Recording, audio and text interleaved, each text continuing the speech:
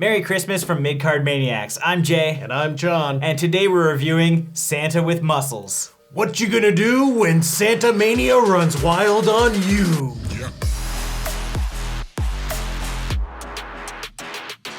Directed by John Murlowski, starring Hulk Hogan, Never stop to smell the roses. Don Stark, Bob from That 70s Show, Robin Curtis, Garrett Morris, the cashier from Two Broke Girls, who looks identical, didn't age a bit, Mila Kunis, also from That 70s Show. She still believes in that stuff. She also believes in the Tooth Fairy and the Easter Bunny. And introducing Arya Noel Curzon, who went on to voice Ducky in Land Before Time franchise. This movie's about Blake Thorne. He's a millionaire who happens to get amnesia, and when he wakes up, he thinks that he's Santa Claus. And now he's convinced that he needs to save an orphanage from a goon squad made up of a guy who likes gas, an electricity woman, a geologist for some reason, a doctor, and a blatant Mr. Freeze knockoff, who's just a guy who's a germaphobe. Their plan was to buy the orphanage because there's a cave of quartz underneath the city, and he wants to own all the property so he can mine it and be a millionaire himself. Now it's up to Blake Thorne, aka Hulk Hogan, to save the day. So what do we like? First of all, I love Hulk Hogan. Blake Thorne is the most badass character that I've seen in a long time. His daily routine is to eat breakfast and then beat the shit out of all of his house staff. It's incredible. So he goes through this awesome stunt sequence. He kind of reminds me of the less badass Jake Paul. Every day, bro, with the Disney Channel flow. Where he's just a rich guy who's kind of bored and he's just getting into some trouble. So this all starts because he just wants to go play paintball, and he ends up screwing with some cops, and then he runs into the mall, puts on a Santa costume, and then gets amnesia. It's hilarious. He's like the Hollywood Bruce Wayne. He's just this pretty boy millionaire who's just doing whatever he wants to do while fighting crime. What are you gonna do about it, Santa? Give me a lump of coal? How about 2 lumps? I actually loved all the action sequences. There wasn't anything over the top, but I liked that he was just throwing people around and throwing punches, had a couple of one-liners in there. But the score that accompanied all of these fight scenes, I mean the score just in general, is fantastic in this film. It gives you that holiday spirit that you want in a Christmas movie, but then it gives you those classic fight scene music montages. Just feel-good moments all around. And speaking of feel-good moments, oh my god, the little girl at the orphanage. Even if you don't have a beard, you'd still be Santa, right? Just every time she was on screen, I was just oh, look at how adorable she is. The whole orphanage is pretty likable because they're just nice people. And you're just hoping that Santa can really save the day and defeat all of these little mini bosses and then the main baddie. And you know what? I absolutely loved that Don Stark and Mila Kunis are in this movie, considering it's 2 years before That 70s Show, which is really where they made their mark. To see them in this prior to that TV show is awesome. I'd like you to open that vault. We can't. We don't know anything. We're just kids. And Mila Kunis was great in this one. She's the perfect seamstress, taking the sleeves off to showcase those muscles. But Don Stark as Lenny, he was just really funny. You look like a leftover from last year's Christmas plate. Because he's this scummy guy who you're not supposed to like, but then has his hallmark moment as he comes around and ends up being a really nice guy. But he had great chemistry with him and Hulk, which was kind of the comedy aspect of this film, because he's just doing the goofy stuff to try and get Hulk's money. I'm rich! I'm richer than rich! I'm too rich! Visa, MasterCard, American Express.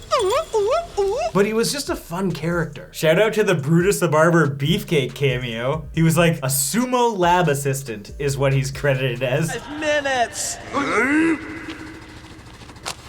He was so ridiculous and hilarious for the few seconds we got of him. I did like that everybody was kind of a criminal. Everybody's scheming on someone. Whether it's just hoodlums in the mall, Lenny himself, his whole character is based on trying to rob this guy. You've got the bad guys in general trying to destroy an orphanage. It doesn't get more evil than that, to be honest.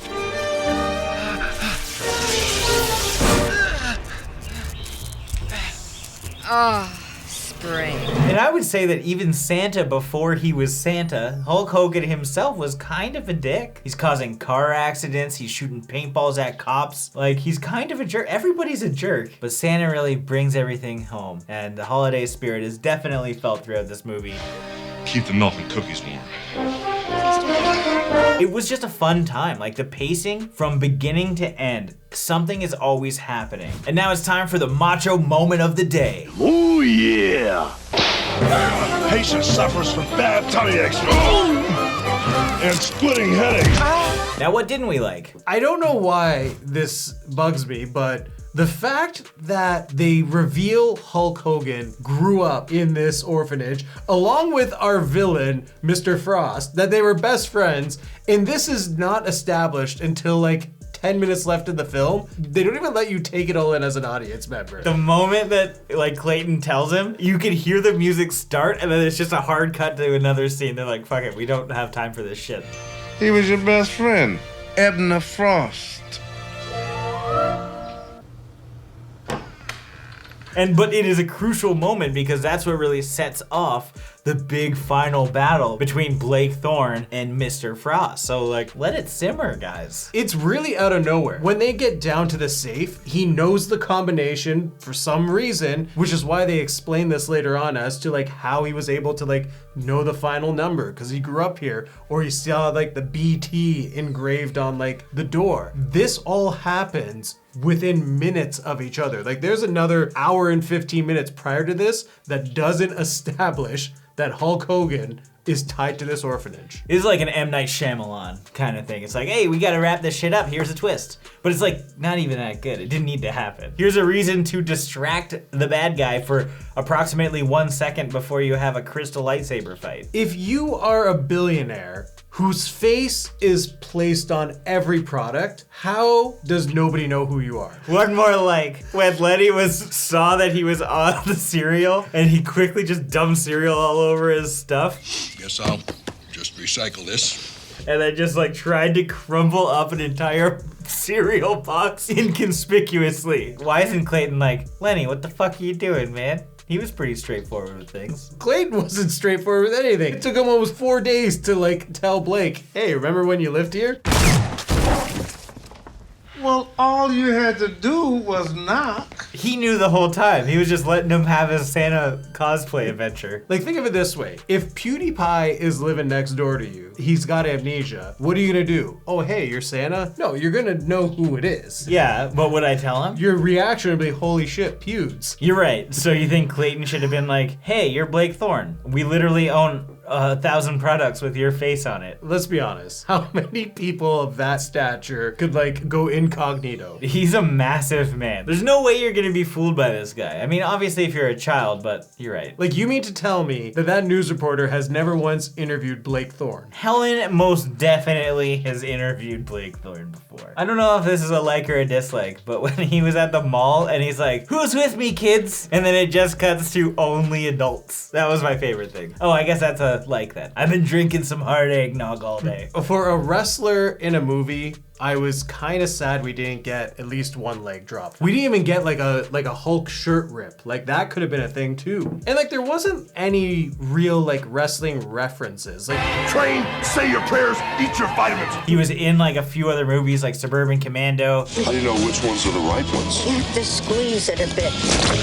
And Mr. Nanny. He was everywhere. this is like when his like movie career was like really starting to like take off, I guess, because he just finished like Thunder Paradise, all three of them. When we watch wrestlers in movies now, we always want wrestling moves or some kind of reference to like kind of break the fourth wall that we know that they are a wrestler, which we would pop for. And our hearts broke when Brutus the Barber Beefcake just got nutted by like a pew. I was so sad. Yeah, like, can you imagine the potential if like him and Hulk are fighting and he has that like samurai hair and like you just see Hulk like grab like the scissors and cuts his hair? It's just like an easy reference to make that we would pop for, kids would get a laugh at, everybody wins. I also think that the gas guy should have been swapped with Clint Howard, because Clint Howard is a weird guy. He would have done a better job as the gas guy, and maybe just have the gas guy do the cop thing. I don't know, Clint Howard's character was like almost like an Acme situation. He was more over the top than the rest of this movie. Like the fact that his car got blown up by like a bazooka, and then he rides this blown up vehicle, his hair is all crazy, his face is covered in soot. Of course, this is for kids, so kids are gonna get a chuckle out of it. But come on. If they were gonna go that over the top with one character, they could have been more over the top with others, other than the electricity girl. Now it's time for our final thoughts and ratings. You can't ask for much more when you're looking for a holiday movie starring a wrestler. It's action-packed, it's full of adventure, there's lots of fun bad guys, the action sequences are great, and there's some heartwarming moments. I think Santa with Muscles is a fantastic movie, shockingly. Santa, you forgot your, Mrs. Claus says it tickles, so I just wear it for deliveries. I really enjoyed a lot about it, and the stuff that I didn't, I know that kids would, and that's the target audience. As an older wrestling fan, of course I wanted some of the action sequences to include wrestling moves, and maybe a couple nods to the WWF at the time. But at the end of the day, I think this movie had pretty much everything going for it. I loved everyone you were supposed to love, and I hated everyone we were supposed to hate. With the exclusion of some like Deus Ex Machina orphanage plot at the end, I thought it was pretty solid, and I would recommend it. So I'm gonna give this 4 Super Troopers in Training out of 5. Hey! Turkey breath. Do you realize how fast you were going? Surprisingly enough, this movie delivers as a great Christmas flick. On top of that, it stars Hulk Hogan. I try to laugh a lot every day. Ho, ho, ho. This is definitely one of those movies that is meant for children. It has that humor that kids are gonna find hilarious, but that's the charm of this film. Sadly, there isn't a lot of wrestling references in this film, because that's kind of what you're hoping for. You wanna see Hulk be Hulk. But he's a good Blake Thorne, but he's a great Santa with muscles. And I enjoyed our supporting cast around him. The kids were great actors, and I really liked Don Stark's character as Lenny. So whether you're a wrestling fan or someone who's just looking for a good Christmas movie, I would definitely recommend this film. So with that being said, I give this film 4 clotheslines from hell out of 5. As always, thank you for watching. Like this video and comment below with your thoughts on the film if you've seen it. If you haven't and you do want to check it out, link is in the description. It's on